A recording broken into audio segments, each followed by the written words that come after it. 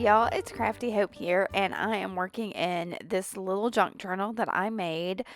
You've probably seen it before if you watch any of my videos, but I made it from the Robin Marie Smith's Transitions Journal Workshop, which was a free workshop she had showing how to make um, a neat little junk journal using a technique I hadn't used before. So that's what I'm using. And then I am going in with some matte gel medium and some tissue paper. Now, y'all, this isn't just regular tissue paper, but it basically is. This is that tissue paper that you find between the sheets of gold foil. So if you buy a package of gold foil, it's separated with these sheets of tissue paper. And at some point, I had used some of my gold foil and realized I had all this tissue paper in there that was just in my way of getting to some of the gold foil sheets. Um, and ripped it out. But of course, I couldn't throw that away. So it got shoved in my box of like scrap paper. And the other day, I pulled it out and decided I'm going to use it in this junk journal to create some texture. So you could do this with any other tissue paper or sewing pattern paper or deli paper or any kind of thin paper like that.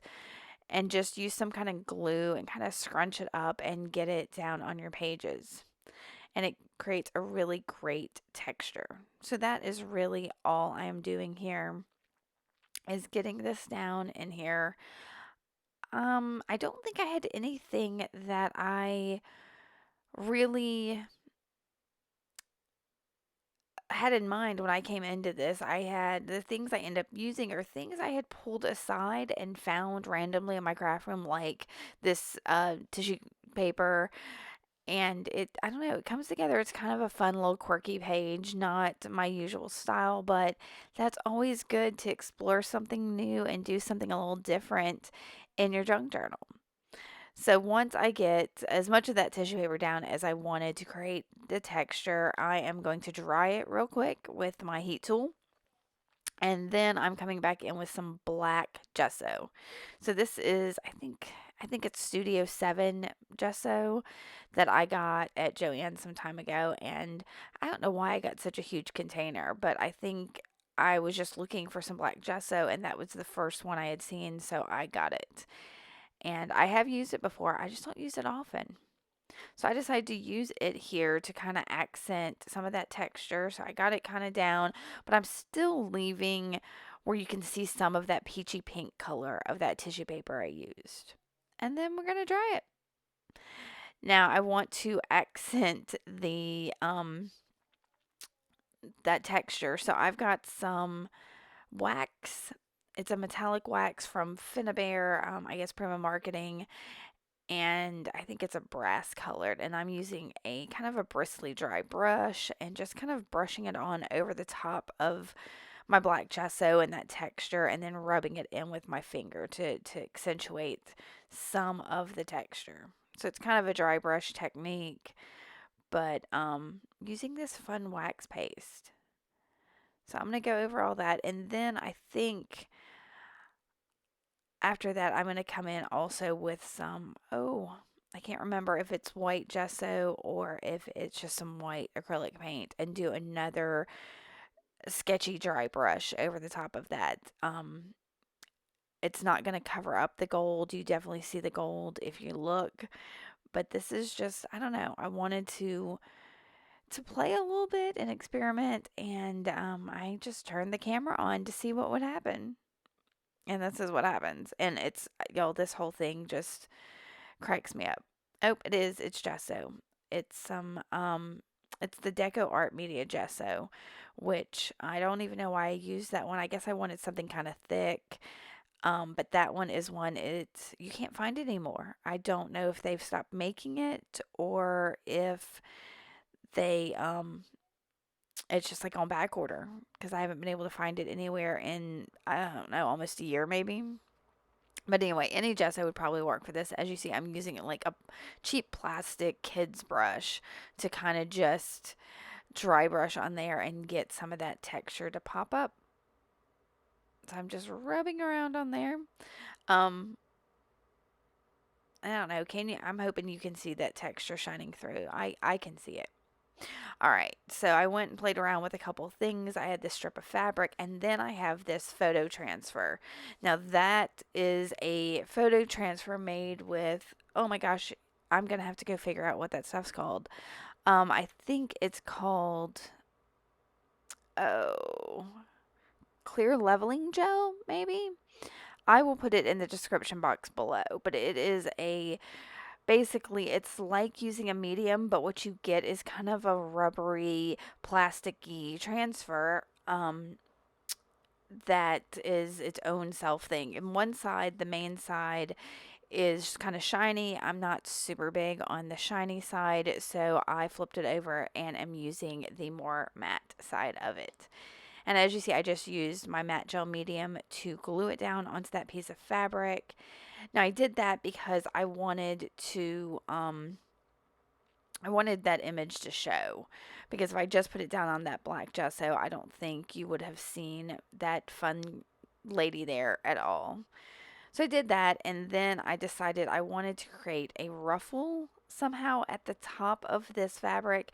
It does not ruffle the way I want it all. I really probably should have tried to do something in the sewing machine instead of just hand stitching this. And I think all I'm using there is, yeah, it's some embroidery floss, and I believe I pulled the strands apart, so it's 3 strands instead of the full 6. But you see me there trying to pull it and get it to ruffle, and yeah, I need to maybe play around with that a little bit more, because it did not do what I wanted it to do, but it was still fun to do. So I'm going to continue just kind of doing a slow stitch there. I'm also going to add some stitches down the right side of the fabric just to give a little bit of like a mark making accent on the fabric, and then I'll stitch back across the top again, trying to get some more of that ruffle. I yeah, this lady I had in my stash, I had done a whole stack of these transfers with that stuff, and I can't believe I just went and looked at what the stuff was called, but it's across the room and I can't see it now. But it's a golden product, and yeah, I'll have the name of it below, and I'm sure there's some tutorials online for how to use it for a photo transfer to make this neat little skein. It's skin, maybe a skin. It's more like a skin photo transfer. It's super neat. Um, so anyway, y'all, I really shouldn't have used, I don't know why I got that much thread. I don't know what I was thinking. I always tend to go more is better when I know that sometimes it just tends to be a little cumbersome. So, because it keeps knotting up on me. So here I go. I'm going to go across the top. And part of that for me was because I wanted as much of that black thread showing as possible, just because like I said, I kind of wanted it as a mark making effect to just have a bit of an accent there. So I'm going to get that across and just kind of barely tie it off in the back. So it's not completely like ruffled, but it's got some texture to it as well. So, and I'm just going to separate those strands a little bit and tie a quick, I think a double knot. Yeah. And that's it. And then I'm going to grab, what have I got? Oh, that is just some white acrylic ink, Liquitex, and I'm going to water it down with a fan brush and put some white splatters on there just to give, I don't know, some more texture to that background. There's plenty of texture there, but it needed a pop of something. It felt too dark. I needed some light, so I added some white. And then I'll dry that, and it ends up giving it like kind of a starry effect. So I've got my lady there, and I'm trying to decide what else I'm going to add. And when I found her, I also found I had this bag of these watercolor shapes I had made some time ago, sitting in front of the TV with a piece of watercolor paper and my watercolors. I made some circles, circled them, let them dry, and cut them out. So I'm going to put those around on my page. I wanted an odd number, and I didn't have enough circly ones with the with like the black pen around them, so I just grabbed another one and kind of put my black pen in there. Now this whole effect feels very circusy to me, y'all. She feels like a oh, what do you call it? Oh, I had the word a minute ago. At the circus, the main person in charge, the ringmaster. She looks like a ringmaster. And then the balls, well, the watercolor circles kind of look like clown balls being juggled in the air, so it has a a fun effect. And I really, the sentiment I use, I probably should have had not my circus, not my monkeys, which I know is in one of the Tim Holtz small talk packs, but I end up grabbing my snarky words, and it ends up working still. It just doesn't have the word circus in it, even though this feels kind of circusy for me.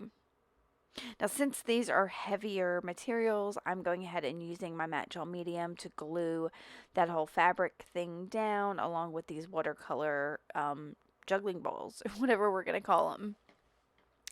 And I'm going to get them down. And the ones that are hanging off the page, I thought I was going to cut off, but I ended up really liking the way that I don't know, the way they end up working on the page, hanging off of it. It made the page expand a little bit, and I've got the fabric hanging down a little, and these circles kind of coming off the page a little, and I think it all kind of works.